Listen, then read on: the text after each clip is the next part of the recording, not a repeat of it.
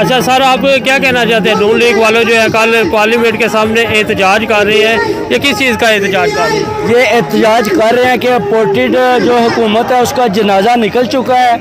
محسن نقوی بھاگنے کی تیاریاں کر رہا ہے، رانا ثناءاللہ چھپ رہا ہے، نواز شریف ایون فیلڈ میں چھپا بیٹھا ہے، شہباز شریف بھاگ چکا ہے، سارے ان کے کرندے بھاگ چکے ہیں۔ ابھی یہ تھوڑے سے ہواری رہ گئے ہیں، وہ پی ڈی ایم کا حصہ 2-4 آدمی ادھر جائیں گے، اور ناکام ترین حکومت ہے اللہ کے حکم سے۔